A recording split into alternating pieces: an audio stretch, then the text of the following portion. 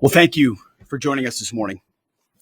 Last night, on President Trump's orders, U.S. Central Command conducted a precision strike in the middle of the night against 3 nuclear facilities in Iran, Fordow, Natanz, and Esfahan, in order to destroy or severely degrade Iran's nuclear program. And as the chairman of the Joint Chiefs will demonstrate, it was an incredible and overwhelming success. The order we received from our commander-in-chief was focused, it was powerful, and it was clear. We devastated the Iranian nuclear program. But it's worth noting the operation did not target Iranian troops or the Iranian people. For the entirety of his time in office, President Trump has consistently stated for over 10 years that Iran must not get a nuclear weapon. Full stop. Thanks to President Trump's bold and visionary leadership and his commitment to peace through strength, Iran's nuclear ambitions have been obliterated. Many presidents have dreamed of delivering the final blow to Iran's nuclear program, and none could until President Trump. The operation President Trump planned was bold and it was brilliant, showing the world that American deterrence is back. When this president speaks, the world should listen. And the U.S. military, we can back it up. The most powerful military the world has ever known. No other country on planet Earth could have conducted the operation that the chairman is going to outline this morning. Not even close. Just like Soleimani found out in the first term, Iran found out when POTUS says 60 days that he seeks peace and negotiation, he means 60 days of peace and negotiation. Otherwise, that nuclear program, that nuclear capability will not exist. He meant it. This is not the previous administration. The President Trump said no nukes. He seeks peace, and Iran should take that path. He sent out a truth last night saying this: any retaliation by Iran against the United States of America will be met with force far greater than what was witnessed tonight. Signed, the President of the United States, Donald J. Trump. Iran would be smart to heed those words. He's said it before, and he means it. I want to give recognition to the chairman of the Joint Chiefs of Staff, the Joint Staff, General Eric Kurilla at CENTCOM, who did a phenomenal job, he and his staff, all of CENTCOM. Policy across the board, this was a joint effort, and across the Pentagon effort. I want to recognize the pilots who flew those bombers, who flew those fighters, who flew those refuelers, warriors.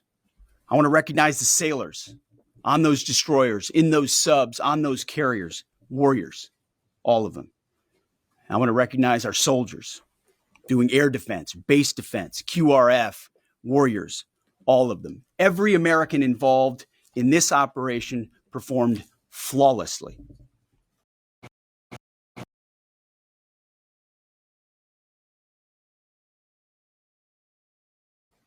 And I want to give recognition to our allies in Israel as well. This is a plan that took months and weeks of positioning and preparation so that we could be ready when the President of the United States called. It took a great deal of precision. It involved misdirection and the highest of operational security. Our B-2s went in and out of downtown Tehran, of these nuclear sites, in and out and back without the world knowing at all. In that way, it was historic. A strike that included the longest B-2 Spirit bomber mission since 2001 and the first operational employment of the MOP, a massive ordnance penetrator. The mission demonstrated to the world the level of joint and allied integration that speak to the strength of our alliance and our joint forces. As President Trump has stated, the United States does not seek war. But let me be clear. We will act swiftly and decisively when our people, our partners, or our interests are threatened. Iran should listen to the President of the United States and know that he means it, every word. I want to give congratulations to our Commander-in-Chief. It was an honor to watch him lead last night and throughout, and to our great American warriors on this successful operation. God bless our troops. God bless America. And we give glory to God for his providence and continue to ask for his protection. I turn it over now to the chairman for specifics. Thank you, Mr. Secretary. Thanks for recognizing all of our folks out there doing our nation's work, and nice to see everybody on this early Sunday morning. Last night, on the President's orders, U.S. Central Command, under the command of General Eric Kurilla, executed Operation Midnight Hammer, a deliberate and precise strike against 3 Iranian nuclear facilities. This was a complex and high-risk mission carried out with exceptional skill and discipline by our joint force. I want to thank every service member, planner, operator that made this mission possible. Their actions reflect the highest standards of the United States Armed Forces. This operation was designed to severely degrade Iran's nuclear weapons infrastructure. It was planned and executed across multiple domains and theaters with coordination that reflects our ability to project power globally with speed and precision at the time and place of our nation's choosing. This was a highly classified mission with very few people in Washington knowing the timing or nature of this plan. I'll refer you to the graphic on the side as I walk you through some of the operational details. At midnight Friday into Saturday morning, a large B-2 strike package comprised of bombers launched from the continental United States. As part of the plan to maintain tactical surprise, part of the package proceeded to the west and into the Pacific as a decoy, a deception effort known only to an extremely small number of planners and key leaders here in Washington and in Tampa. The main strike package, comprised of 7 B-2 Spirit bombers, each with 2 crew members, proceeded quietly to the east with minimal communications. Throughout the 18-hour flight into the target area, the aircraft completed multiple in-flight refuelings. Once over land, the B-2s linked up with escort and support aircraft in a complex, tightly timed maneuver requiring exact synchronization across multiple platforms in a narrow piece of airspace, all done with minimal communications. This type of integration is exactly what our joint force does better than anyone else in the world. At approximately 5 p.m. Eastern Standard Time last night, and just prior to the strike package entering Iran, a U.S. submarine in the Central Command area of responsibility launched more than 24 Tomahawk land attack cruise missiles against key surface infrastructure targets at Esfahan. As the Operation Midnight Hammer strike package entered Iranian airspace, the U.S. employed several deception tactics, including decoys, as the 4th and 5th generation aircraft pushed out in front of the strike package at high altitude and high speed, sweeping in front of the package for enemy fighters and surface-to-air missile threats. The strike package was supported by U.S. Strategic Command, U.S. Transportation Command, U.S. Cyber Command, U.S. Space Command, U.S. Space Force, and U.S. European Command. As the strike package approached Fordo and Natanz, the U.S. protection package employed high-speed suppression weapons to ensure safe passage of the strike package, with fighter assets employing preemptive suppressing fires against any potential Iranian surface-to-air threats. We are currently unaware of any shots fired at the U.S. strike package on the way in. At approximately 6:40 p.m. Eastern Standard Time, 2:10 a.m. Iran time, the lead B-2 dropped 2 GBU-57 massive ordnance penetrator weapons on the first of several aim points at Fordo. As the president stated last night, the remaining bombers then hit their targets as well, with a total of 14 MOPs dropped against 2 nuclear target areas. All 3 Iranian nuclear infrastructure targets were struck between 6:40 p.m. and 7:05 p.m. Eastern time. Again, that's about 2:10 in the morning local time in Iran, with the Tomahawk missiles being the last to strike at Esfahan to ensure we retain the element of surprise throughout the operation. Following weapons release, the Midnight Hammer strike package exited Iranian airspace and the package began its return home. We are unaware of any shots fired at the package on the way out. Iran's fighters did not fly, and it appears that Iran's surface-to-air missile systems did not see us. Throughout the mission, we retained the element of surprise. In total, U.S. forces employed approximately 75 precision-guided weapons during this operation. This included, as the president stated last night, 14 30,000-pound GBU-57 massive ordnance penetrators, marking the first ever operational use of this weapon. I know that battle damage is of great interest. Final battle damage will take some time, but initial battle damage assessments indicate that all 3 sites sustained extremely severe damage and destruction. More than 125 U.S. aircraft participated in this mission, including B-2 stealth bombers, multiple flights of 4th and 5th generation fighters, dozens and dozens of air refueling tankers, a guided missile submarine, and a full array of intelligence, surveillance, and reconnaissance aircraft, as well as hundreds of maintenance and operational professionals.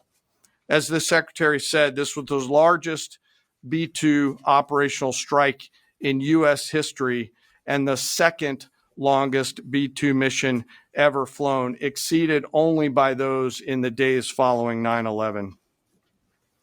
Well prior to the strike, General Kurilla elevated force protection measures across the region, especially in Iraq, Syria, and the Gulf. Our forces remain on high alert and are fully postured to respond to any Iranian retaliation or proxy attacks, which would be an incredibly poor choice. We will defend ourselves. The safety of our service members and civilians remains our highest priority. This mission demonstrates the unmatched reach, coordination, and capability of the United States military. In just a matter of weeks, this went from strategic planning to global execution. This operation underscores the unmatched capabilities and global reach of the United States military. As the president clearly said last night, no other military in the world could have done this. I join the president and the secretary in being incredibly proud of the air crews, naval forces, cyber operators, planners, and support teams and commanders who made this mission possible. It is their skill, discipline, and teamwork that makes this operation possible. I am particularly proud of our discipline related to operational security, something that was of great concern to the president, the secretary, General Kurilla, and me, and we will continue to focus on this. As we stand here this morning, many assets are still airborne, and we have hundreds deployed. I ask that we keep our warfighters on their way home and our deployed service member in our thoughts. Our joint force remains ready to defend the United States, our troops, and our interests in the region. Thank you very much. We will take a few questions, Phil. Me? Yeah. So is regime change off the table, Mr. Secretary? And to the chairman, you said the battle damage assessment is still ongoing, but do you believe that some nuclear capability in Iran remains? This mission has not been about regime change. The president authorized a precision operation to neutralize the threats to our national interests posed by the Iranian nuclear program and the collective self-defense of our troops and our ally Israel. Thanks for your question. I think BDA is still pending, and it would be way too early for me to comment on what may or may not still be there. But thanks for the question. Green. No, behind you. Excuse me, Mr. Secretary, can you tell me, was there a particular moment when the president decided to pull the trigger on this operation where he said, now, rather than being, something in the holster, now we're going to pull the trigger on it? I would just say, having the opportunity to witness his leadership, he was fully committed to the peace process, wanted a negotiated outcome, gave Iran every single opportunity, and unfortunately was met by stonewalling, which is why he gave them plenty of time to continue to come to the table and give up enrichment, give up the nuclear program. But there was I won't say the particular moment, there was certainly a moment in time where he realized that it had to be a certain action taken in order to minimize the threat to us and our troops. Yeah. General, you say that General Kirola increased force protection in Iraq, Syria, and Gulf in those areas. Were they given any advance warning the attacks were coming? And also, Mr. Secretary, when were congressional leaders notified? How long before the attacks took place? Sure. To your first question, the risk has clearly been rising over the last few weeks in the region. Based on that and not a particular awareness of this operation, we've made smart decisions to minimize the risk to U.S. forces in the region. So they were given no advance warning? No, sir. In congressional? They were notified after the planes were safely out. Well, we complied with the notification requirements of the War Powers Act. After the attacks, they were notified? They were immediately thereafter. Yes. Thank you, Secretary. Two quick questions. Do you believe you completely destroyed Iranian nuclear program? And how about Iranian ballistic missiles? Your ally as Israel always saying that is biggest threat. And second question is very important. What will be your next step if Iran or militias under Iranian influence in the region attack U.S. interests or allies in the region? And you can chime in on this too, Mr. Chairman.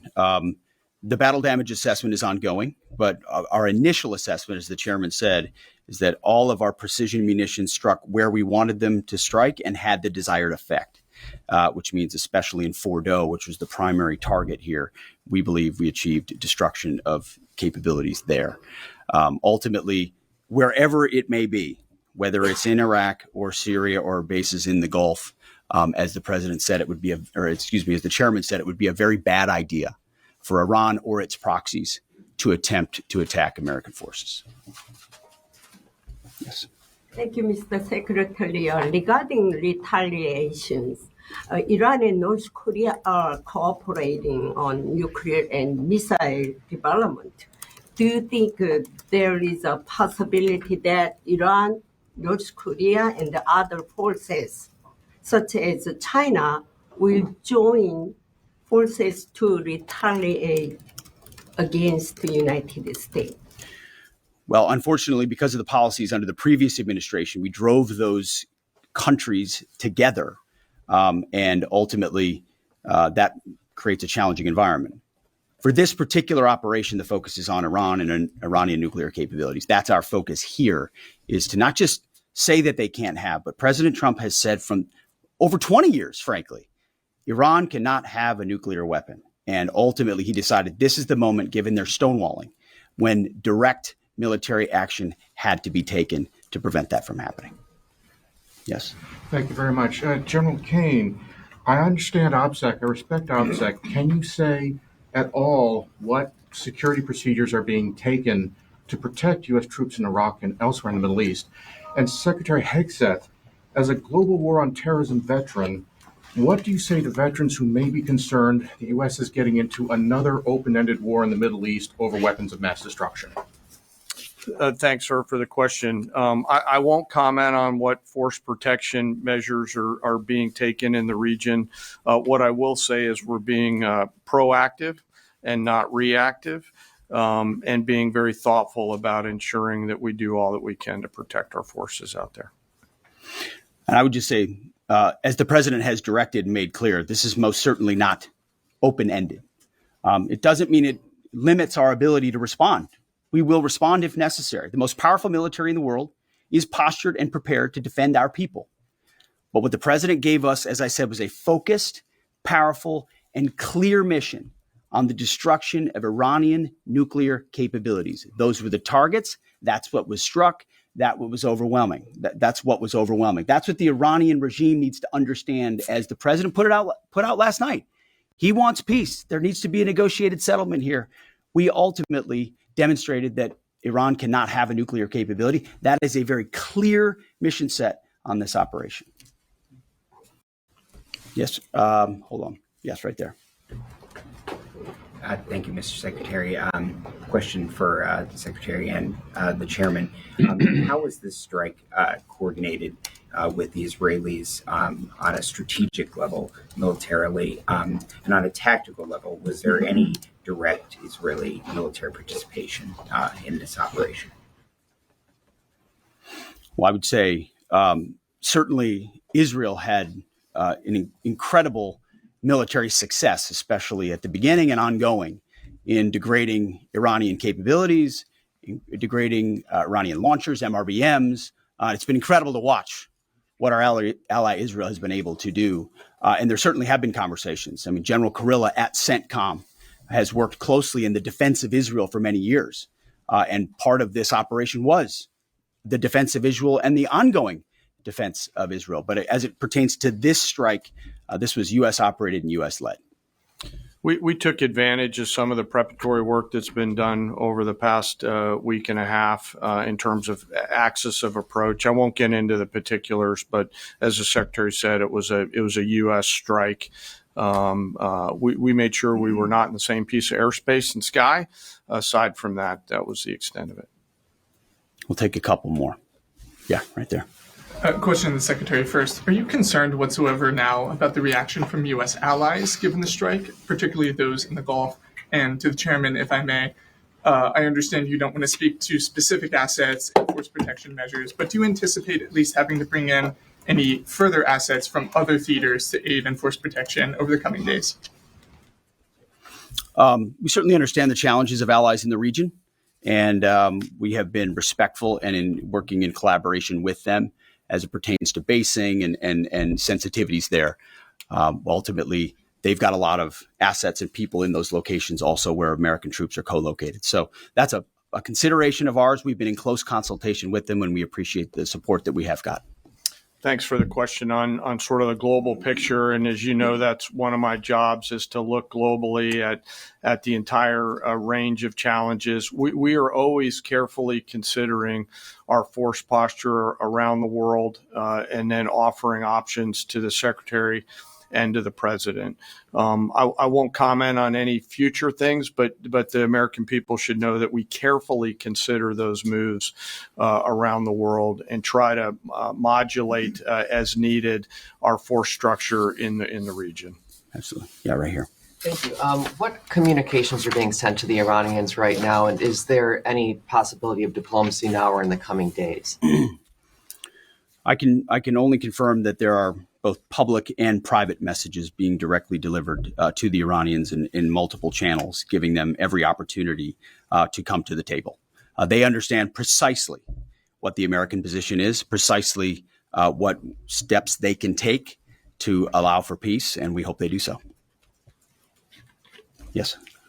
The president may not want an open-ended conflict. The Iranians may disagree. Are you prepared for a protracted war? Well, anything can happen in conflict. We acknowledge that. But the scope of this was intentionally limited. That's the message that we're sending. With the capabilities of the American military, nearly unlimited. So Iran, in that sense, has a choice. But we've made it very clear to them, this is nuclear sites, this is nuclear capabilities, this is the line that the president set, and we set that back. Now is the time to come forward for peace. But I think one of the takeaways from this as well is the unprecedented level of ongoing cooperation. I can't speak highly enough of the chairman and his staff and General Kurilla in CENTCOM, what they've done to look around the corner, to pre-position, to understand how an operation like this comes together. The scope and scale of what occurred last night would take the breath away of almost any American if you had an opportunity to watch it in real time. And I think Tehran is certainly calculating the reality that planes flew from the middle of America in Missouri overnight, completely undetected over 3 of their most highly sensitive sites. And we were able to destroy nuclear capabilities. And our boys in those bombers are on their way home right now. We believe that'll have a clear psychological impact on how they view the future. And we certainly hope they take the path of negotiated peace. But I could not be more proud of how this building operated, of the precision, the sensitivity, and the professionalism of the troops involved in this effort. I will take one more. We'll take one more question. Yes, right there. Thank you, Mr. Secretary. Concerning the justification for these strikes, in March, the Office of the Director of National Intelligence released their threat assessment, concluding, quote, Iran is not building a nuclear weapon, and Caine has not authorized the nuclear programs he suspended in 2003, unquote. So what new intelligence does the U.S. have since then that the Iranians have changed their position on nuclear weapons? And does this new intelligence come from U.S. sources and methods, or are we getting this information from other countries? Well, I would just simply say that the president's made it very clear. He's looked at all of this, all of the intelligence, all of the information, and come to the conclusion that the Iranian nuclear program is a threat, and was willing to take this precision operation to neutralize that threat in order to advance American national interests, reduce the Iranian nuclear program, and obviously collective self-defense of ourselves and our allies. So he looked at all of it, understood the nature of the threat, and took bold action I think the American people would expect in a commander-in-chief. That's all we've got. Thank you very much. Appreciate it, Mr. Chairman. Thank you.